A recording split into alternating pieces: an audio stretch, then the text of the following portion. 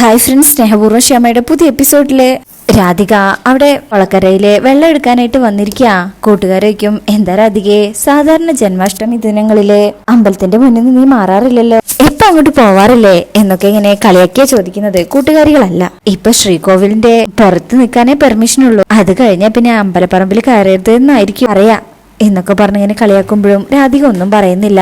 അവര് പോയി കഴിഞ്ഞാൽ കുളത്തിലിറങ്ങി വെള്ളം എടുക്കുമ്പോഴായിരിക്കും ദേവനാരായണൻ വരുന്നത്. മോളെ, എന്താ അച്ഛാ, കൃഷ്ണ ഭഗവാനോടുള്ള നിന്റെ ഭക്തി എന്താണെന്ന് ഇവിടെയുള്ളവർക്ക് മനസ്സിലായിട്ടില്ല. പക്ഷേ ഇന്ന് അവർക്കത് മനസ്സിലാക്കി കൊടുക്കാൻ ഭഗവാൻ തന്നെ ഒരു അവസരം ഉണ്ടാക്കി കൊടുത്തിരിക്കുന്നു. അച്ഛൻ എന്താ പറയുന്നത്? ക്ഷേത്ര കമ്മിറ്റിക്കാർ മുഴുവനും മോളെ കാത്തു നിൽക്കുവാണ്. സത്യമാണ് മോളെ, ഇന്ന് ഭഗവാന്റെ കളം വരയ്ക്കുന്നത് മോളുടെ കൈകൊണ്ടാ.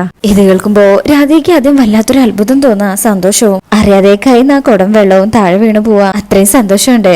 അച്ഛൻ പറയും, നിന്നെ തോൽപ്പിച്ചവർക്ക് മുന്നിൽ, നിന്നെ വിലക്കിയവർക്ക് മുന്നിൽ ജന്മാഷ്ടമിയുടെ കളം നീ തന്നെ വരയ്ക്കുന്നു. അച്ഛന് ഇതിനേക്കാളും വലിയ സന്തോഷമില്ല. മോള് വാ എന്ന് പറഞ്ഞു വിളിക്കുമ്പോ രാധിക സന്തോഷത്തോടു കൂടി പോവാ. ക്ഷേത്രത്തിൽ നല്ല തിരക്കുണ്ട്. അപ്പോഴേക്കും വരുണും ബൈജുവും അവിടെ എത്തിയിട്ടുണ്ട്. എടാ ബിജു, ജന്മാഷ്ടമിക്ക് എന്തായാലും അവള് വരാതിരിക്കില്ല. ബിജു പറയും, ഏയ് എനിക്ക് വലിയ പ്രതീക്ഷയൊന്നുമില്ല. അരുൺ പറയും, അതെ, ഞാൻ കണിമംഗലത്ത് മുത്തശ്ശിയുടെ അനുഗ്രഹം കൊണ്ടാ വന്നിരിക്കുന്നേ. മുത്തശ്ശി പറഞ്ഞാലേ ഭഗവാൻ അവളെ എനിക്ക് കാണിച്ചു തരും. ബൈജുക്കും ഇത് വേണ്ടേ എന്ന് ക്യാമറ കാണിച്ചു വെക്കുമ്പോ, നീ വാടാ എന്ന് പറഞ്ഞ് കൈയും പിടിച്ച് വലിച്ചുകൊണ്ട് പോവാ. ഇതേ സമയം രാധിക ക്ഷേത്ര നടയിലെ കൃഷ്ണനെ വരയ്ക്കണേ. അങ്ങനെ പാട്ടും പാടി വരയ്ക്കുമ്പോഴായിരിക്കും ശ്യാമ അങ്ങോട്ട് വരുന്നത്. ഇതേ സമയം ശ്യാമ കാറിന്നിറങ്ങിക്കഴിഞ്ഞാൽ പറയും, അശ്വതി ചേച്ചി, ഞാൻ ഈ മാസ്ക് ഇട്ടേക്കാം, ആരും തിരിച്ചറിയണ്ട. അശ്വതി പറയും, അതാ നല്ലത്. അങ്ങനെ അവര് മാസ്ക് വെച്ചാണ് ക്ഷേത്രത്തിലേക്ക് കയറുന്നത്. രാധിക പാട്ട് പാടിക്കൊണ്ടാണ് അവിടെ കളം വരയ്ക്കുന്നത്. ഈ പാട്ട് ശ്യാമ ശ്രദ്ധിക്കുന്നുണ്ട്. ശ്യാമ ആ പാട്ട് ആസ്വദിച്ചങ്ങനെ നിൽക്കും. അശ്വതിക്കും എന്താ ശ്യാമയെ പോണ്ടേ, ആരോ അതിമധുരമായിട്ട് പാടുന്നു എന്ന് പറഞ്ഞുകൊണ്ടാണ് രണ്ടുപേരും ക്ഷേത്രനടയിലേക്ക് പോകുന്നത്. രാധിക അപ്പോഴേക്കും കളം വരച്ച് കഴിയാറായിട്ടുണ്ട്. ചുറ്റുള്ളവരും ആ പാട്ടും ആ ചിത്രവും ആസ്വദിച്ച് കാണുന്നുണ്ട്. കമ്മിറ്റിക്കാര് പറയും, തിരുമേനി പറഞ്ഞപ്പോ ഇത്രയ്ക്ക് കേമാവുന്ന് കരുതിയതേ ഇല്ല. രാധിക ഭഗവാന്റെ അനുഗ്രഹം കിട്ടിയ കുട്ടിയാ. ഇതിങ്ങനെ എല്ലാവർക്കും മുന്നിൽ വെച്ച് പറയുമ്പോ രാധികയ്ക്കും സന്തോഷാവും. അച്ഛനും അമ്മയ്ക്കും. മുത്തശ്ശിക്ക് ഇഷ്ടപ്പെടുന്നില്ല. യശോദ പറയും, അമ്മ കേട്ടില്ലേ, പോ അങ്ങോട്ട് എന്ന് പറഞ്ഞ് അവിടുന്ന് പോവാണ്.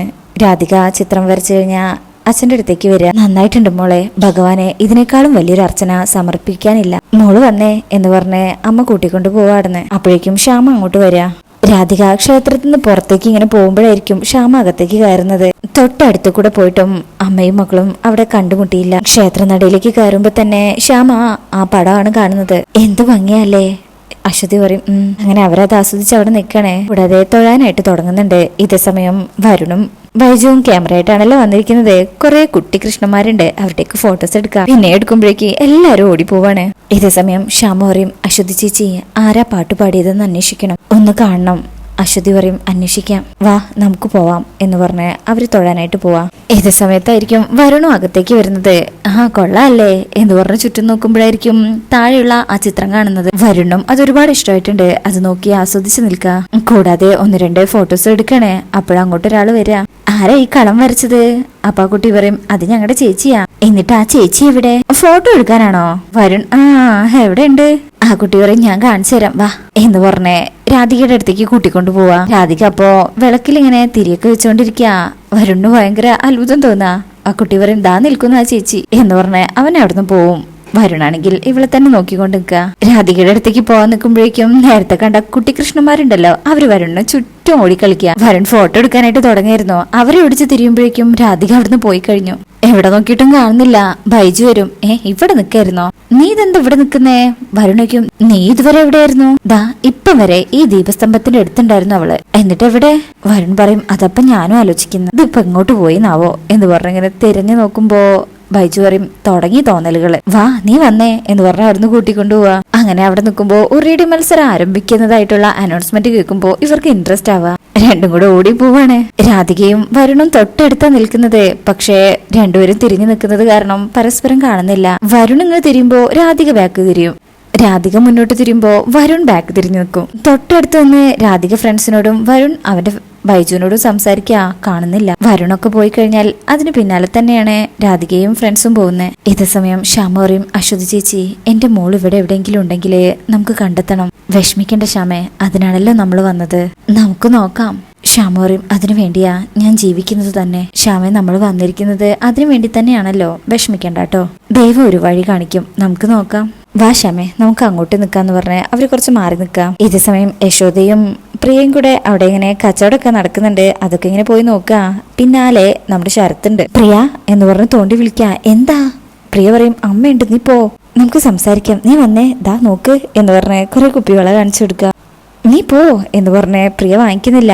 അപ്പോഴേക്കും അമ്മ വളയൊക്കെ നോക്കി ഇങ്ങനെ കാണിച്ചു കൊടുക്കുമ്പോ ശരത്തിനോട് പോകാൻ പറയാ. ശരത്ത് വേഗം അറിയാത്ത പോലെ നിൽക്കും. ശേഷം എല്ലാരും പ്രാർത്ഥനയിലൊക്കെയാണ്. പിന്നീട് കാണിക്കുന്നത് അവിടെ ഉറിയടി തുടങ്ങിയിട്ടുണ്ട്. ആദ്യം ഉണ്ണിക്കണ്ണന്മാരാണ് അടിക്കുന്നത്. ആർക്കും തന്നെ കിട്ടുന്നില്ല. വരുണ ഒരു സ്ഥലത്തും മറ്റൊരു സ്ഥലത്ത് രാധികയും ഫാമിലിയൊക്കെ ഉണ്ട്. എല്ലാവരും ആ പ്രോഗ്രാം ആസ്വദിച്ച് നിൽക്കുക. അപ്പോഴേക്കും ഉറിയടിക്കാനായിട്ട് ശരത്ത് വടി വാങ്ങിച്ചടിക്കുക. എന്നാൽ ശരത്തിനെ കൊണ്ട് പറ്റുന്നില്ല. കുറെ ചാൻസിലും മിസ്സായി പോവാണ്.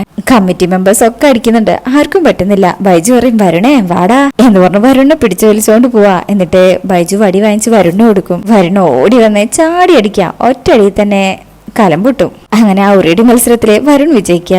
എല്ലാവരും കൂടെ വരുണിനെടുത്ത് പൊന്തിക്കുക. പിന്നീട് ബൈജു കുറച്ച് വെള്ളം എടുത്ത് അത് വരുണിന്റെ മേത്തേക്ക് ഒഴിക്കുക. വരുണും തിരിച്ച് വെള്ളം എടുത്ത് ഒഴിക്കുകയാണ്. എന്നാ ബൈജുവിന്റെ തൊട്ടു പിറകില് രാധികയായിരുന്നു നിന്നിട്ടുണ്ടായിരുന്നത്. വരുൺ ഒഴിക്കലും ബൈജു മാറുകയാണ്. ഫുൾ വെള്ളം രാധികയുടെ മേത്തായി. പെട്ടെന്ന് അങ്ങ് ഒഴിച്ചു പോകുമ്പോ രാധികയും ഷോക്കാവാണ്. വരുണും രണ്ടുപേരും അല്പസമയം ഇങ്ങനെ നോക്കി നിൽക്കും. രാധിക വേഗം ഓടിപ്പോവും. ഛേ എന്ന് പറഞ്ഞ് വരുൺ അവിടെ ഇങ്ങനെ നിൽക്കുക. ശേഷം ചുറ്റിലും തെരഞ്ഞു നോക്കുമ്പോ ബൈജുക്കും വരുൺ പറയും, നീ കണ്ടില്ലേ, അവിടെ ഉണ്ടായിരുന്നു, ഇവിടെ ഉണ്ടായിരുന്നു എവിടെ എന്ന് ചോദിച്ചു ചുറ്റി തിരിയുമ്പോ ഇവിടെ അല്ലടാ അവിടെ. ബൈജു പറയും, ഹോ എവിടെ ചെന്നാലും ഇവിടെ ഉണ്ടായിരുന്നു അവിടെ ഉണ്ടായിരുന്നു എന്ന് പറഞ്ഞിട്ട് എനിക്ക് ഭ്രാന്ത് പിടിക്കുന്നുണ്ടേ. ഹോ അപ്പൊ എനിക്ക് ഭ്രാന്ത് പിടിക്കുന്നില്ലേ? ഷോ ആകെ നനഞ്ഞു, ഒന്ന് ചേഞ്ച് ചെയ്താലോ എന്ന് പറഞ്ഞ് അവര് ഡ്രസ് ചെയ്യാൻ പോവാണേ. അപ്പോഴേക്കും നൃത്ത പരിപാടി അവിടെ അനൗൺസ് ചെയ്തു. ശ്യാമയുടെയും ഫ്രണ്ട്സിന്റെയും ആണ് ഡാൻസ്. ശ്യാമ മാത്രമല്ല പ്രിയയുണ്ട് കൂടെ. അപ്പോഴേക്കും വരുൺ ഡ്രസ്സൊക്കെ മാറി വരികയാണേ. ഒരു ഭാഗത്ത് നിന്ന് ശരത്തും മറ്റേ ഭാഗത്ത് നിന്ന് വരുണും അവരുടെ ഡാൻസ് ഇങ്ങനെ ആസ്വദിക്കുക. വരുൺ രാധികയെ കണ്ണെടുക്കാണ്ട് നോക്കിക്കൊണ്ടിരിക്കുക. അപ്പോഴായിരിക്കും ആ ബ്രോക്കർ വരുണിന്റെ അടുത്ത് വരുന്നത്. വരുൺ മോനെ വന്നിട്ട് കുറെ നേരമായോ എന്ന് നോക്കുമ്പോഴും രാധികനെ നോക്കി നിൽക്കുക. ഞാൻ വന്നിട്ട് കുറെ നേരമായി. എന്ത് രസാലേ ഇവിടുത്തെ ഉത്സവം. അല്ല മോനെ, ഞാൻ അന്ന് തന്ന ഫോട്ടോയില് ഏതെങ്കിലും ഇഷ്ടപ്പെട്ടോ? എനിക്കൊന്നും ഇഷ്ടപ്പെട്ടില്ല. എന്നാ പിന്നെ നമുക്ക് വേറെ ഫോട്ടോ നോക്കാം. വരുൺ പറയും, ഇനി വേറെ ഒന്നും നോക്കണ്ട, എനിക്ക് വേണ്ടയാളെ ഞാൻ കണ്ടുപിടിച്ചു. കണ്ടുപിടിച്ചോ? ആരാത്? ദാ നോക്ക് എന്ന് പറഞ്ഞ് രാധികയെ കാണിച്ചു കൊടുക്കുക. ദാ മുമ്പിൽ നൃത്തം ചെയ്യുന്നില്ലേ, ആ കുട്ടിയാ ഞാൻ കണ്ടുപിടിച്ചത് എന്ന് പറയുന്ന സമയത്ത് ആ ബ്രോക്കർ നോക്കുമ്പോഴേക്കും രാധയ്ക്ക് പകരം പ്രിയയാണ് മുന്നിലേക്ക് വന്ന് കളിക്കുന്നത്. അങ്ങനെ പ്രിയനെയാ ബ്രോക്കർ കാണുന്നത്. അല്ല, ആളെ മനസ്സിലായോ? മനസ്സിലായി, ഇത് ഇവിടുത്തെ പൂജാരിയുടെ മകളാ. ദേവനാരായണൻ തിരുമേനിയുടെ പേരെന്താ? പ്രിയങ്ക. പ്രിയങ്ക.